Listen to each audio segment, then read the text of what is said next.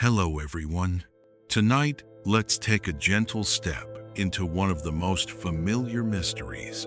You close your eyes, the day loosens its grip, and somehow, without planning it, your mind begins to show you scenes, a hallway that doesn't exist, a conversation that never happened, a childhood bedroom with the wrong window, a feeling you recognize wrapped around details you don't. Dreams can be strange, tender, inconvenient, hilarious, unsettling, and sometimes so vivid they follow you into the morning like a scent on clothing. So the question is simple, and it's been with humanity for a long time. Why do we dream? And the calmer scientific answer is, we don't have just one reason. We have several layered together like overlapping waves.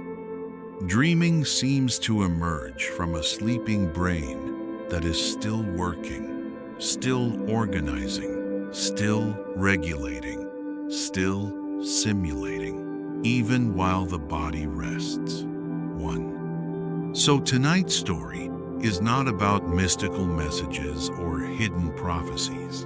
It's about what modern neuroscience, psychology, and sleep research suggest so far about what dreams are doing and why your brain might keep making them. And we'll move slowly, because this is a sleep story about sleep itself. At the beginning of this story, imagine a small cabin at the edge of a dark lake. Inside, there's a desk. On the desk, a lamp. And on the desk, a stack of papers you carried in all day without sorting. Receipts, letters, sketches, sticky notes, maps you never used, a few pages you wish you could throw away, and 1 or 2 pages you'd like to keep forever. That stack is your waking life. Not only what happened, but what you felt about what happened. Now, in the evening, you turn off the lamp. You don't shred the papers. You don't file them. You simply lie down, and the cabin goes quiet. But behind the quiet, someone is still in the room. Not a person, a process. The brain's nighttime staff. And that staff begins to do what it does best.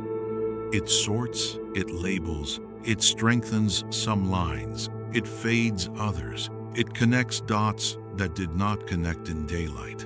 Dreams, in this metaphor, are what it looks like when you briefly glimpse the sorting, not the whole filing system, not the entire archive, just a moving, symbolic, emotionally tinted preview of a brain doing maintenance. And to understand why dreaming happens, we first need to understand what sleep is doing, because dreaming is not separate from sleep. Dreaming is one of the ways sleep expresses itself. Sleep is not one uniform state. It's more like a landscape with regions. Over a typical night, you move through cycles, usually around 90 minutes each, though it varies by person and age. In broad terms, sleep includes non-REM sleep and REM sleep. Non-REM sleep includes lighter stages and deeper slow-wave sleep.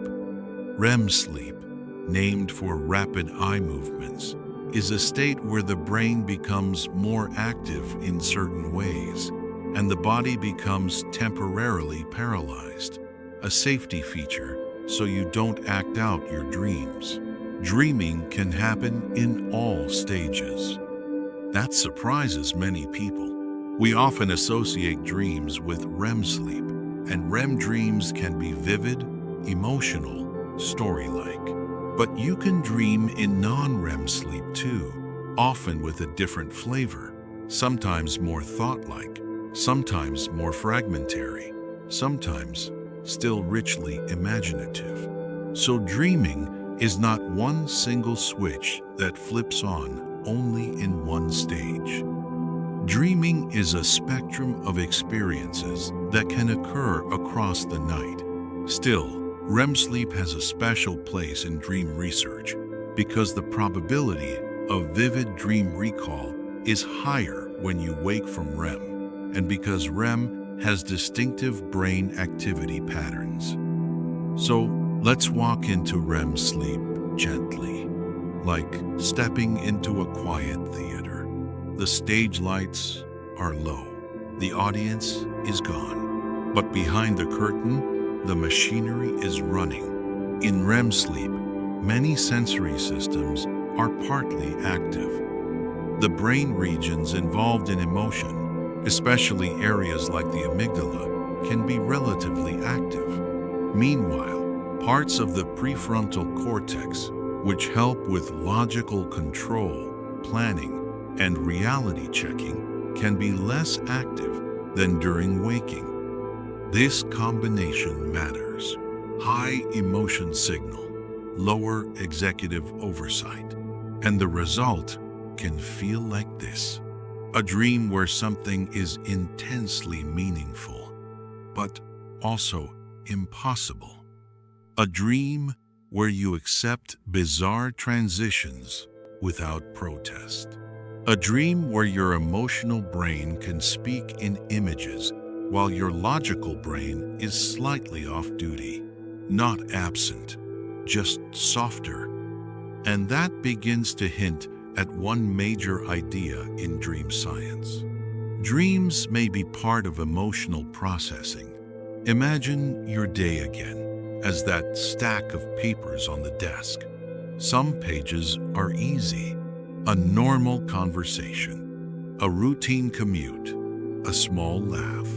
But some pages have ink that bleeds through, a stressful moment, a social uncertainty, a memory that resurfaced unexpectedly, a disappointment you tried to ignore, a worry you carried in your chest like a stone. When you sleep, your brain is not only resting, it's regulating. One influential view is that REM sleep, in particular, helps the brain process emotional experiences, not by erasing them, but by integrating them, by reducing their sharpness while keeping their meaning. There's a phrase you might have heard from sleep research popularizers: sleep to remember, sleep to forget.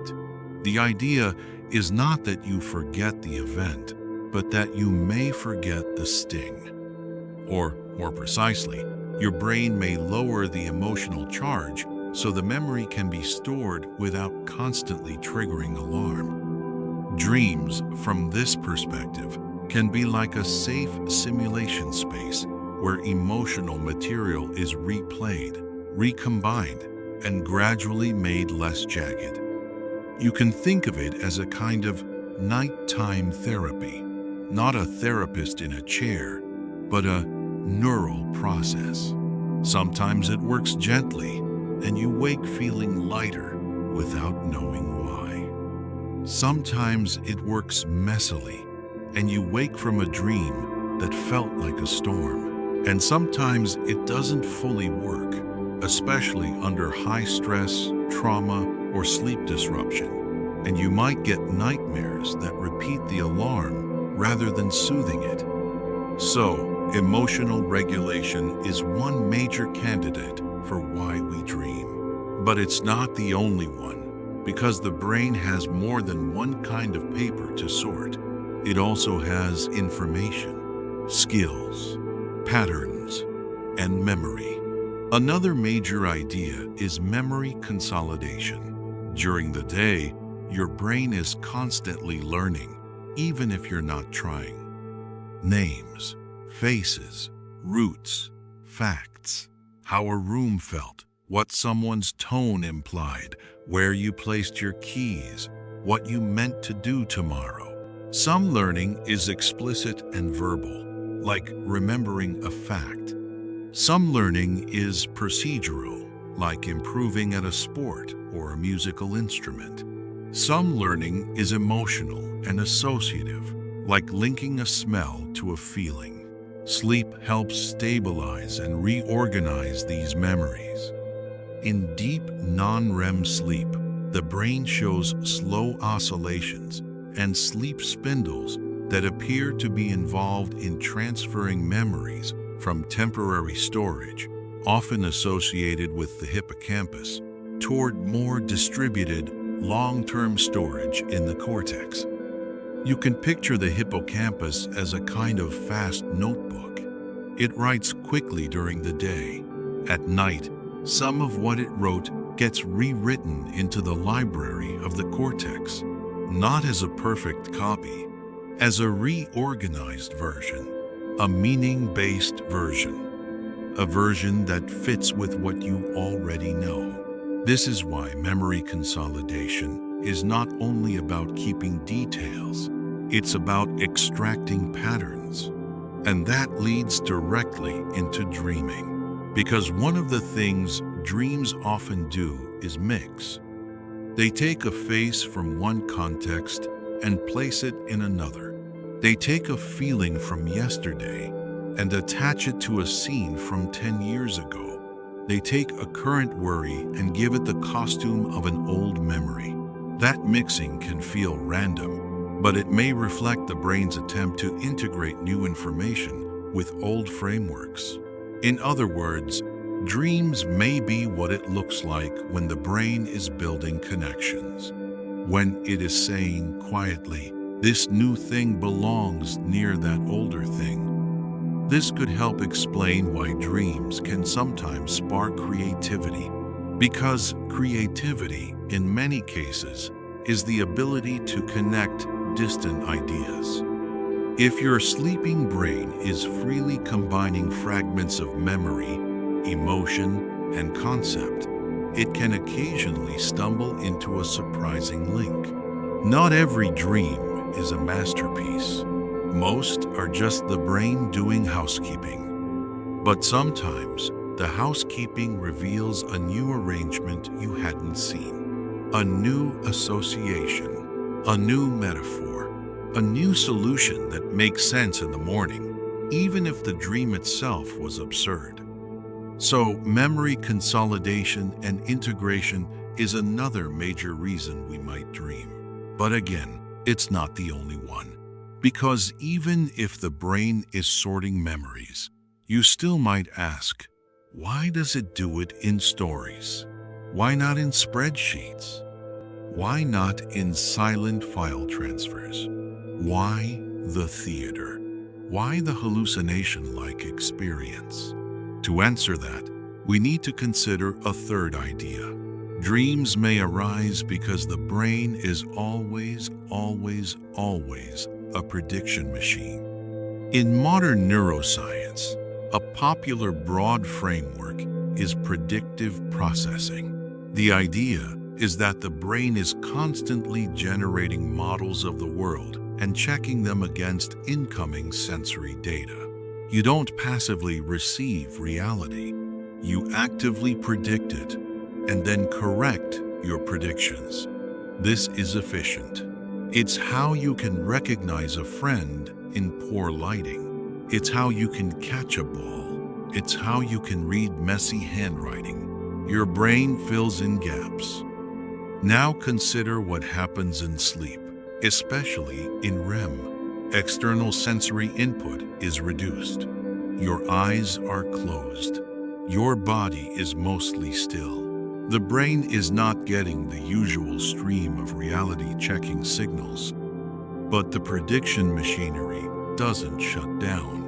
It keeps generating, and without strong input to constrain it, the brain's internal model can begin to run more freely.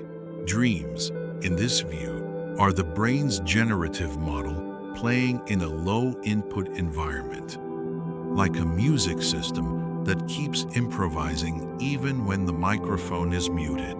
This view connects nicely to an older influential theory called the activation synthesis model.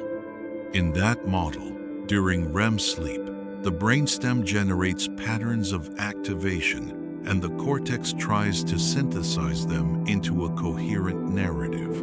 The dream is the brain making sense of internal signals. Modern versions of this idea often blend with predictive processing. Spontaneous internal activity meets a narrative-building brain. Your brain is extremely good at constructing meaning, so even if the inputs are chaotic, it will try to weave them into a scene. Not because it's trying to tell you a message, but because that's what it does. It organizes. It models. It makes a world. During the day, it makes a world anchored to sensory data. At night, it makes a world anchored to memory, emotion, and internal signals. That can make dreams feel like virtual reality. And it also helps explain why dreams can contain distortions, sudden changes, and impossible physics. Because the usual constraints are relaxed. The brain is still building, but it's building with different rules. Now, if that were the whole story, dreams would be just mental noise that your cortex tidies up. But many researchers think dreams are not only noise, they may be useful simulations. And that brings us to another idea, one that has a slightly adventurous flavor, even if we describe it calmly. Dreams may help you rehearse. There is a hypothesis, sometimes called threat simulation theory. The basic thought is that dreaming allows the brain to simulate challenging scenarios in a safe environment. Social conflict, pursuit, loss, failure, embarrassment. These are common dream themes across cultures. Not because the universe wants to scare you, because the brain may be practicing responses to problems. In evolutionary terms, a mind that could rehearse threat responses without risking the body might have had an advantage. Even today, your brain may still run these simulations, not with perfect realism, with emotional realism. A dream might not accurately represent your workplace, but it might accurately represent the feeling of being evaluated. A dream might not accurately represent a predator, but it might represent the feeling of being chased, cornered, powerless. These rehearsals could strengthen emotional coping or recognition, or they could simply reflect that the brain prioritizes emotionally salient material in its overnight processing. And if you've ever wondered why you can have a nightmare about something you never consciously feared, this might be part of it. Your brain is not only reacting to what you think you fear, it's scanning for what could matter. It's running possibilities. It is, in its own intense way, trying to keep you safe. Of course, not every dream is a threat simulation. Many dreams are mundane. Many are playful. Many are nonsensical. So threat rehearsal may be one function among others, not a universal explanation. But it fits an important observation. Dreams often care more about emotion than accuracy, which makes sense if the goal is not to record a scene, but to train a response. Now, with all these theories on the table, it might sound like scientists are guessing, but it's more accurate to say they are triangulating. Dreams are difficult to study because they are private experiences. We can measure brain activity, eye movements, muscle tone, heart rate, breathing. We can wake people and ask for reports. We can examine patterns across many people, many nights. But we cannot directly read a dream like a video file, at least not in any complete way. So dream science is a careful dance between objective signals and subjective reports. Still, we do have robust findings. And one of the most robust is simply this: dreaming is tightly linked to brain states. It changes with sleep stages. It changes with age. It changes with medication. It changes with neurological conditions. It changes with stress. That strongly suggests dreaming is not supernatural noise. It is biological. It is connected to how the brain is built. And that means it likely has roles, even if those roles overlap. Now, there is another part of this story that people find fascinating and sometimes comforting. Why do we forget dreams so easily? You can wake up with a vivid dream, a whole storyline, and by breakfast it dissolves like fog. That forgetting can be frustrating, but it also makes sense. During REM sleep, the brain chemistry is different. Neurotransmitters like norepinephrine, which are linked to alertness and memory encoding, are lower in REM. That doesn't mean memory is off. It means memory is in a different mode. The brain may be more focused on processing and integrating than on creating stable, retrievable records of the dream narrative itself. Also, dreams may be byproducts of processing. If the dream is a temporary interface, like a progress animation while files move in the background, it may not be designed to be stored. It may be designed to happen and pass. And there's a gentle practicality here. If you remembered every dream in detail, you might be constantly confused about what happened in the world and what happened in your head. Forgetting dreams may protect your sense of reality. Even so, people can improve dream recall. Waking slowly, staying still, keeping a notebook, writing down fragments immediately, all can help. Because recall is fragile, and movement and morning tasks override it quickly. But for tonight, you don't need to remember. You only need to understand that forgetting is normal. Now, let's bring this closer to the bedside again, in the same story-like way. Imagine your mind as a city at night. In the day, the city is bright and busy. Cars, conversations, schedules, screens. In the night, the city dims. But behind the scenes, maintenance crews come out. They repair roads. They move supplies. They clean. They update. Sleep is when the crews work. Dreaming is like glimpsing their flashlights moving through the streets. You're not seeing the whole plan. You're seeing a moving trace of activity. Sometimes the flashlights form patterns. Sometimes they look chaotic, but they are signs that something is being done. Now, if sleep has crews, it also has plumbing. And this is one of the newer, more popular topics in sleep science. The glymphatic system. During sleep, the brain appears to increase the flow of cerebrospinal fluid through its tissue, helping clear metabolic waste products. It is not that dreaming itself cleans the brain. It is that sleep, as a physiological state, supports restoration and clearance.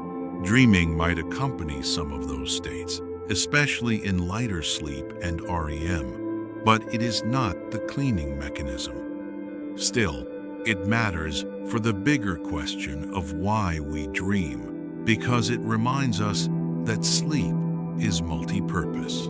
The brain uses sleep to do many things at once. It restores, it regulates, it consolidates, it recalibrates, and dreaming may be the subjective experience of part of that recalibration. Not the only part, but one visible part from the inside. Now, there is a special kind of dream that deserves a softer spotlight: lucid dreaming. This is when you become aware that you are dreaming while the dream continues. In lucid dreams, some people can influence the dream, steer it, experiment. Neuroscientifically, lucid dreaming seems to involve an unusual blend of REM-like activity with increased activation in areas related to metacognition and executive control. It's as if the reality-checking part of the brain partially wakes up, but the dream environment remains. Lucid dreaming is not necessary for healthy sleep. Some people never have it. Some people have it occasionally. Some train it. It can be used for nightmare treatment in some cases, where people practice recognizing a nightmare and changing the script. But it can also disrupt sleep if pursued aggressively, because techniques may involve waking frequently or maintaining too much arousal. So, like many things, it is a tool with trade-offs. It is also evidence that dreaming is not a simple on-off hallucination. It can vary in awareness, control, and cognitive style. Now, another phenomenon deserves mention, especially in a video about dream science: nightmares. Nightmares are dreams that cause strong negative emotions and often wake you. They can occur in REM sleep, and they are common during stress, anxiety, trauma, and certain medications. In post-traumatic stress disorder, nightmares can be repetitive and vivid, sometimes replaying trauma or echoing it in symbolic form. From the perspective of emotional processing theories, nightmares might be a case where the brain is trying to process fear-related memories but gets stuck in high arousal. From the perspective of threat simulation theory, nightmares might be overactive rehearsal without resolution. From a physiological angle, disrupted sleep can increase emotional reactivity, and increased emotional reactivity can disrupt sleep, creating a loop. In clinical practice, there are treatments. Imagery rehearsal therapy, for example, involves rewriting the nightmare in waking life, changing the ending to something safer, and rehearsing that new version, which can reduce nightmare frequency. This is not about magic. It is about training the brain's imagery system. It is about giving the mind a new script. So if you've ever had nightmares, it doesn't mean you're broken. It means your brain is powerful, and sometimes that power runs hot. Now, as we move forward, it helps to ask a different kind of question. Not only why do we dream, but why do dreams look the way they do? Why are they so visual? Why are they so narrative? Why do they jump? Why do they feel meaningful? One reason is that the brain is a storyteller by nature. Even in waking life, you don't experience raw sensory data as raw. You experience it as interpretation, as a scene, as a story about what is happening, who is doing what it means for you. Dreams use that same machinery. They just feed it different ingredients: memory fragments, emotional tones, random neural activations, concerns, wishes, unresolved problems. And because the brain's interpretation system is optimized for coherence, it tries to create a coherent world, even if that world only lasts a few seconds before it shifts. And another reason dreams feel meaningful is that they often carry emotion. Emotion is the brain's highlighting system. If something feels important, you pay attention. So when a dream generates intense feeling, your waking mind assumes it must mean something. Sometimes it does, in the simple sense that it reflects your concerns. Sometimes it is just your emotional system exercising. Not every strong feeling is a message. Sometimes it is just a signal being processed. Now, a calm scientific approach can hold both truths.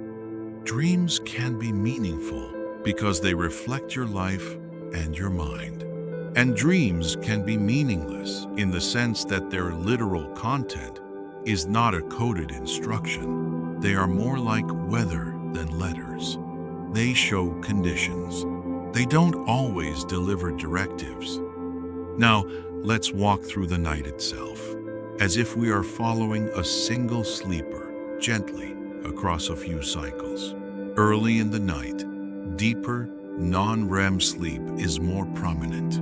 This is when slow-wave sleep is strongest, especially in younger people. The brain's electrical activity shows large, slow oscillations. The body is deeply at rest. If you dream here, it may feel less like a cinematic story and more like a thought, a feeling, a short scene. Later in the night, REM sleep periods become longer. This is when the more vivid, narrative dreams become more common. So if you tend to remember dreams in the morning, it may be because you woke during or near a REM period. It's not that you didn't dream earlier. It's that your brain was less likely to record the dream in a way you can retrieve. And that explains a small, everyday mystery. Why you can have a dream that feels like it lasted an hour, but it might have occurred over minutes. Dream time is not reliable.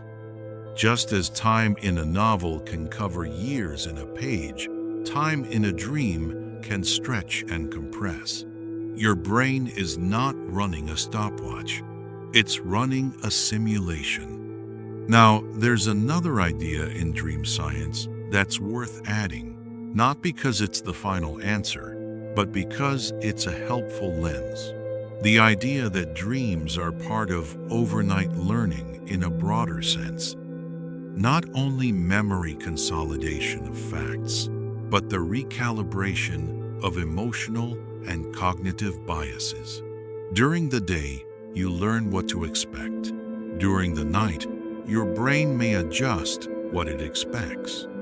It may weaken certain fear associations that are no longer useful. It may strengthen certain social patterns. It may test different outcomes. It may explore what if in a way waking life rarely allows, because waking life is constrained by consequences. Dreaming allows consequence-free exploration. In that sense, dreaming is like a sandbox mode for the mind. You can run scenarios without risk. You can feel emotions without the real-world trigger. You can try on identities. You can fail dramatically and then wake up fine. This may help the brain keep its models flexible. A flexible model survives a changing world. A rigid model breaks. So, dreams may support cognitive flexibility. Again, not always. Not every dream is helpful. Some are simply noise. But across evolution and development, the capacity to simulate may have been useful enough to persist. Now, because this is a bedtime narration, it's worth saying something reassuring. You do not need to interpret your dreams perfectly for them to be useful. You do not need to remember them. Dreaming is not homework. It is not a test you can fail. It is a natural output of a sleeping brain. Sometimes you'll wake with a clear dream and you can enjoy it like a strange short film. Sometimes you'll wake with only a mood, like a color without an image. Sometimes you'll wake with nothing at all. All of these are normal. Now, let's briefly touch a few common dream myths, but gently, without turning this into a debate. One myth is that we only dream in REM sleep. As we said, dreaming can occur in non-REM too. Another myth is that dreams always have hidden symbolic meanings that can be decoded like a dictionary. Science doesn't support a universal codebook. Symbols can be personal, culturally shaped, and sometimes arbitrary. Another myth is that dreams are meaningless nonsense. That also seems too extreme. Dreams correlate with waking concerns, emotional states, and memory processing. They are not random in the way static is random. They are patterned, but not always interpretable. A calmer view is that dreams are semi-structured mental simulations shaped by memory and emotion, arising from sleep physiology. Now, another part of the story involves development. Children dream differently than adults. Dream recall changes with age. Dream content changes. REM sleep proportion changes. Infants spend a large portion of sleep in REM-like states. Why? Some researchers suggest that REM sleep in early life supports brain development, synaptic maturation, and the tuning of sensory and motor systems. In that framework, dreaming in infants is not necessarily narrative like adult dreaming, but the REM state might still support internal simulation. A developing brain may use sleep to wire itself. So dreaming, broadly defined as internally generated experience, may be part of how brains grow. Even in adulthood, sleep supports plasticity, the brain's ability to change. Dreaming might reflect that plasticity in action. Now, let's add one more layer, and then we'll let the narrative settle into a calmer, slower flow. The layer is this. The brain is not a single unit. It is a collection of systems that sometimes cooperate and sometimes compete. In dreams, you can sometimes see this competition. Part of you is afraid. Part of you is curious. Part of you is trying to make sense. Part of you is simply watching. Dreams can contain contradictions because the brain contains multiple priorities: safety, attachment, status, exploration, rest, meaning-making, learning. During the day, the environment forces these priorities into a narrow channel. At night, the channel widens. The priorities drift and collide, and the dream is the drift made visible. Now, with all of that in mind, we can answer the original question in a sleep-friendly way. Why do we dream? We dream because the sleeping brain is not shut down. It is actively reorganizing memory, regulating emotion, running simulations, maintaining flexibility, and generating narratives from internal activity. Dreaming is what it feels like to be inside that process. It is the inner cinema of a brain doing its nighttime work. Now we can slow down further and turn this into a single, continuous story you can simply listen to without needing to hold every concept. Imagine again that quiet cabin by the lake, the desk, the papers, the lamp, the night. When you fall asleep, the lamp goes off, but the cabin is not empty. Somewhere in the back room, drawers slide open. Folders appear. Old pages are pulled out. New pages are compared to old ones. A memory of a conversation is placed beside a memory of a childhood argument, not because the details match, but because the feeling matches. The brain is doing what humans have always needed to do. It is making sense. But it makes sense in a different language at night. A language of images and emotion. A language of metaphor and association. A language that does not care about physics. A language that cares about meaning in the broadest sense. So you might dream you are back in school, not because you missed the classroom, but because your brain is revisiting evaluation and belonging. You might dream you cannot find your way home, not because you forgot your address, but because your mind is exploring uncertainty.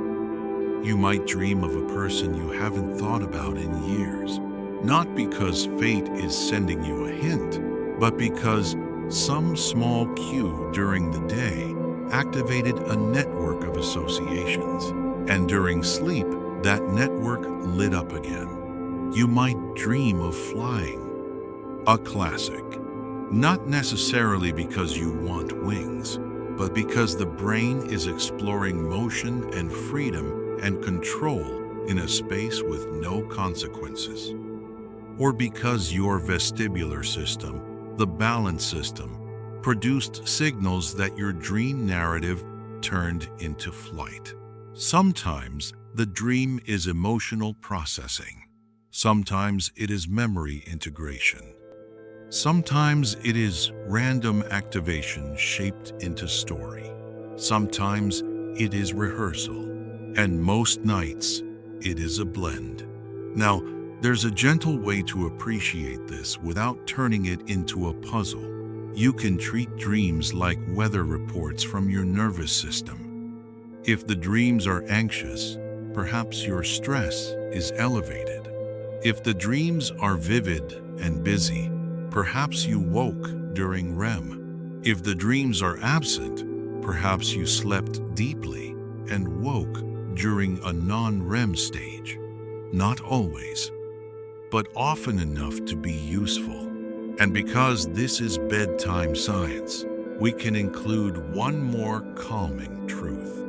Dreaming is common. Not dreaming or not remembering dreams is also common. Neither is a sign of failure, but persistent nightmares, severe insomnia, or distressing dream-related experiences can be signs that your sleep system needs support. Good sleep habits, stress reduction, and professional help when needed can improve both sleep quality and dream distress. Again, not because dreams are enemies, because sleep is a whole body system and it deserves care. Now, as we near the end of this narration, let's settle into a slow, comforting sequence. A gentle recap, but in story form, like returning from a long walk. You are lying down. The world is quiet. Your brain begins to cycle through sleep stages, like waves rolling in. In deeper sleep, it strengthens certain memories, trims others, balances synapses, restores energy, clears waste. As the night progresses, REM sleep arrives in longer stretches. Your brain becomes more internally vivid. Emotional networks can become active. The logic-checking systems relax. And the mind generates a world stitched from memory, feeling, and spontaneous signals. That world is not always coherent, but it is often emotionally honest. It shows you what your brain is touching, what it is sorting, what it is trying to integrate. And then you wake, sometimes with a story in your head, sometimes with only a feeling, sometimes with nothing. And all of it is normal, because all of it is part of the same biological rhythm. Sleep is the process. Dreaming is one of its voices. Now, let the final thought be simple. You dream because your brain is alive in the dark, not performing for you, not punishing you, not sending secret codes, simply doing its work with the tools it has: memory, emotion, simulation, meaning-making. And tonight, you don't need to do anything with your dreams. You don't need to chase them.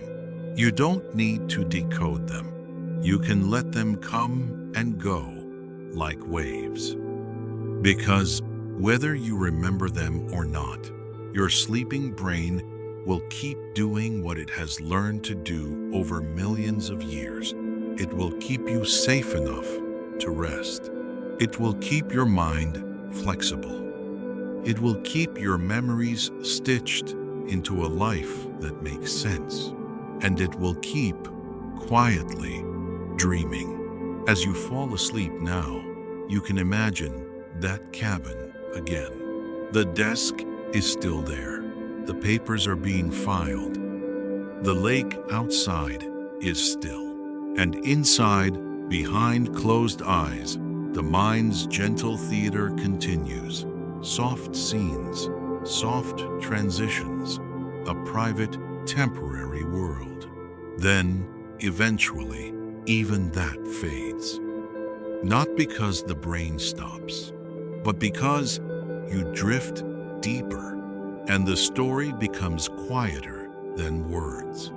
Sweet dreams.